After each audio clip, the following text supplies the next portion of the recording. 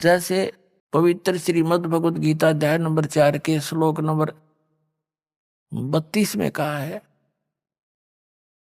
कि सच्चिदानंद घन ब्रह्म ने यानी परम अक्षर ब्रह्म ने सत्य पुरुष ने अपने मुख कमल से कुछ ज्ञान बोला होता है। वो तत्व ज्ञान है, उसके अंदर परमात्मा के पाने की सभी धर्म कर्मों की विस्तार से व्याख्या होती है। वो तत्व ज्ञान है। चौथे अध्याय के 34वें श्लोक में कहा कि अर्जुन तू उस तत्व ज्ञान को तत्वदर्शी संतों के पास जाकर समझ। उनको दंडोत प्रणाम करने से, कपट छोड़कर नम्रता पूर्वक प्रश्न करने से वह तत्वदर्शी संत तुझे उस तत्व ज्ञान का उपदेश करेंगे। और यही यजुर्वेद अध्याय नंबर 40 के श्लोक नंबर 10 से लेकर 13 तक स्पष्ट किया है। विद्वान और अविद्वान किसे कहते हैं? एक भाषा को जान लेता है किसी विशेष को तो उसको तुम विद्वान कह देते हो, और जिसको अक्षर ज्ञान नहीं उसको तुम अविद्वान कहते हो। विद्वान और अविद्वान की परिभाषा भी वो तत्वदर्शी संत बताओगा। भगवान कैसा है? कोई तो उसको संभवात्मा ने जन्म लेने वाला, कुछ असंभवात वो जन्म लेता ही नहीं, निराकार ऐसा मानते हैं। वो कैसा है ये ज्ञान भी तत्वदर्शी संत बताओगा। उसने पूछो, सुनो। और यहां गरीबदास जी कह रहे हैं, वही प्रमाण दे रहे हैं। काशी करवत काहे ले ही, बिना भजन नहीं डंगरे। और कोटि ग्रंथ का यही अर्थ है, करो साध सत्संग रे। परम संत का संग करो। और परमात्मा कबीर जी ने तो यहां तक व्याख्या करी है, अपनी महिमा आप बतावे। कबीर राम बुलावा भेजिया, दिया कबीरा रो। जो सुख है संत के संग में, वो बैकुंठ में ना हो। बैकुंठ में तो वह आग लाग रही है जो यहाँ पृथ्वी पर लग रही है, छोटे और बड़े की, निर्धन और धनी की। जो घनी भक्ति करके चला गया उसको ऊंच पद मिल गया, थोड़ी भक्ति कर रहा है वहां कोई कलर कलर लग गया, वह नो की नो बकवादे हैं। तो परमात्मा कहते हैं राम बुलावा भेजिया कि चलो स्वर्ग में। कबीर साहब हमें बताना चाहते हैं कि आपकी एक दिन ऐसी दशा हो जाएगी कि हमने स्वर्ग ना चाहिए, बाढ़ में जाए सा स्वर्ग जो हमारी पूंजी नाश करे, यही गधे बनते रहे हम।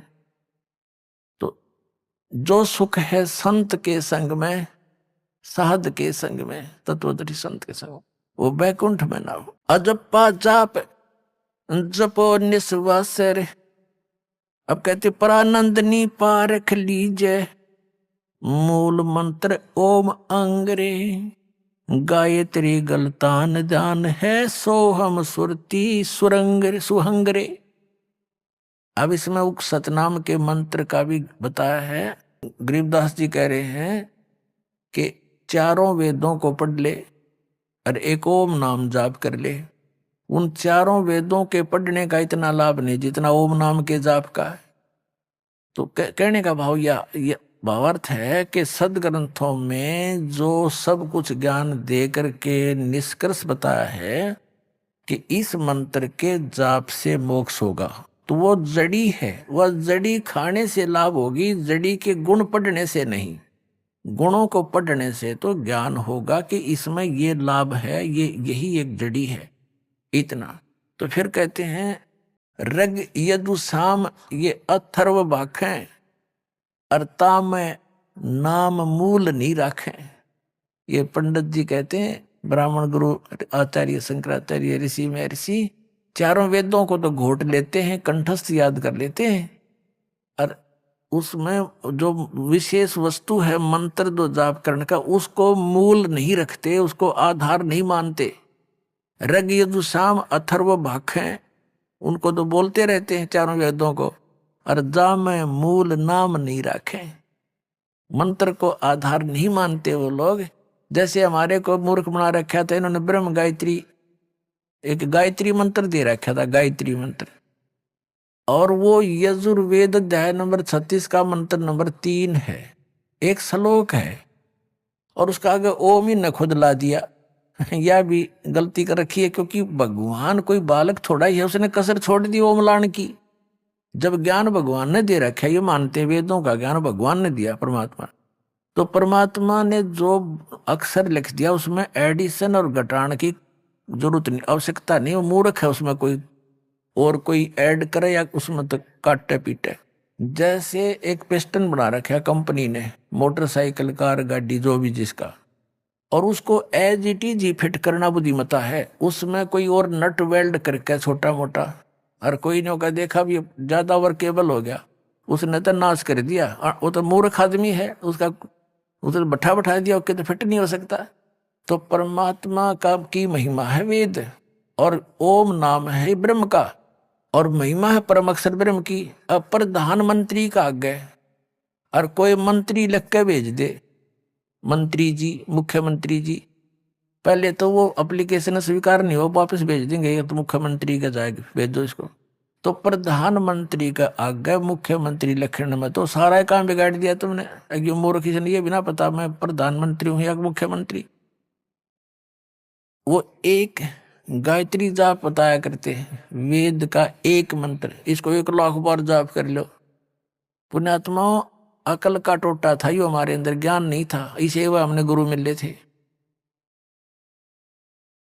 अब जैसे वेदों में परमात्मा की महिमा है उनके मंत्रों में, जैसे बिजली है और बिजली के गुण लिख रखे हैं किसी कागज पे, या पंखा चलाती है, ट्यूबवेल चलाती है, दूध रिड़क देती है, दूध बिलो देती है, हैं, और जो है उस अंधेरे को उजाले में बदल देती है।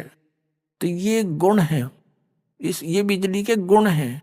और उसकी कोई चौपाई बना ले, उसका कोई दोहा बना ले या कविता बना ले उसकी, और उसने गाए जा कि 1 लाख बार पढ़ लो इसने, पर तू पंखा चलाती है, तू दूध भी रड़क देती है, नीचे से जल निकाल देती है, अंधेरे को उजाले में बदल देती है, मंड्या रहे, 1 लाख बार पढ़ ले और कनेक्शन ले वह नहीं। वो तो ज्ञान कराता है, वो गुणों की जो बुक है कि बिजली में ये गुण है, और वो गुण प्राप्त होंगे तो उस समय जब आप कनेक्शन ले लोगे। अब कनेक्शन लेने के बाद वो गुण तो याद रखने पड़ेंगे कि ये पंखा इस बटन से चलेगा, और मोटर इससे चलेगी, पानी हैंडपंप वाली, और एसी इससे चलेगा, और भाई कूलर इससे चलेगा। वो गुण तो याद रखने पड़ेंगे, लेकिन कनेक्शन बिना लाभ मिले को नहीं। तो पुण्यात्माओं, जो गायत्री मंत्र है यो तो एक मंत्र है, एक श्लोक है, इसमें तो 18,000 के आसपास मंत्र है, 3-4 वेदों के। तो वो एक के पढ़ने से क्या हो गया, वो तो ज्ञान तो हुआ भगवान का, लेकिन वो लाभ मिलेंगे इस दास के पास है वो कनेक्शन, ये लाइनमैन है उस परमात्मा का, यो देगा अपना वो कनेक्शन।